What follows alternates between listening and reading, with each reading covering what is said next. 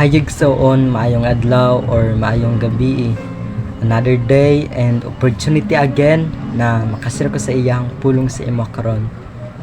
I know brothers and sisters nga ang iyang pulong sama sa akong giingon sufficient, then makahatag sa ato og encouragement, makahatag sa ato og transformation, makahatag sa ato og everything, then masayod ta nga ang iyang pulong mag-remind sa ato kung unsa jud ang kanang pwede nato buhaton or himuon ining kalibutana.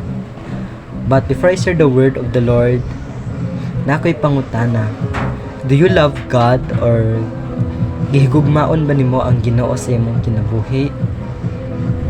Or kanang sa imong kinabuhi ba gina-offer nimo tanan-tanan diha sa Ginoo? Sa imong pagtrabaho, ang imong purpose, which is para malipay ang Ginoo sa imuha, no?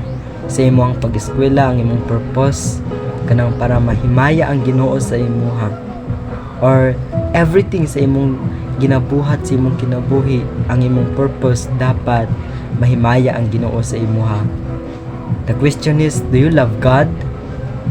And kung gihigugman nimo ang Ginoo, ang pulong niya nag-remind sa imuha.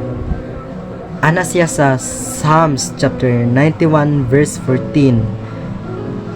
Ang Dios nag-ingon, mo na ang gingon ni Lord no sa ato luwason ko kadtong nahigugma kanako ug panalipdan ko kadtong miila sa akong ngalan.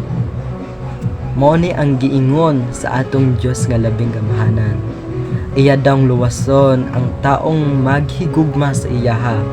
That's why nag-reflect ni siya sa atong kinabuhi nga kinahanglan nato higugmaon ang Ginoo sa atong kinabuhi. Kanang dili ta mapugos kay sometimes ang ato ang standard nga love, no, about sa human being nga love, basta higugmaon lang nako siya, hatagan nako siya og bulak, hatagan nako siya og chocolate, everything nga pwede na ako mahatag sa iya, pero naapay doubt sa atong heart, no, nga nung gihigugma nato siya dili na sama sa pagigugma nato sa Ginoo. Dapat kung magigugma ta sa Ginoo fully, no, kanang tanan nga paghigugma, tanan ihatag nato sa iyaha ang atong effort, ang ato ang mga skills, talent ihatag nato sa iya. That is the true love, no, nga ihatag nato sa Ginoo. And maupod ni ang iyang giingon sama sa kanang miila sa iyaha, kung kinsa ang miila sa Ginoo, no. And kini nga verses dapat ilhan jud nato kung kinsa ang Ginoo, kay sometimes ang ato ang kinabuhi nangalagad ta sa Ginoo pero wala ta kabalo kung kinsa ang atong ginaalagaran.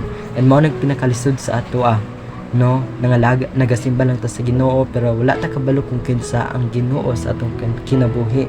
Ana siya nga ug ang miila sa akong ngalan panalipdan niya, which is ginatabangan sa Ginoo ang miila sa iyang ngalan. Kini nga verses sa Psalms 91 verse 14 nagahikayat about sa ato ang faith and commitment diha sa Ginoo. Kinahanglan nga higugmaon nato ang Ginoo, then ilhan nato ang Ginoo kung kinsa siya nga pagka-Dios sa ato ang kinabuhi.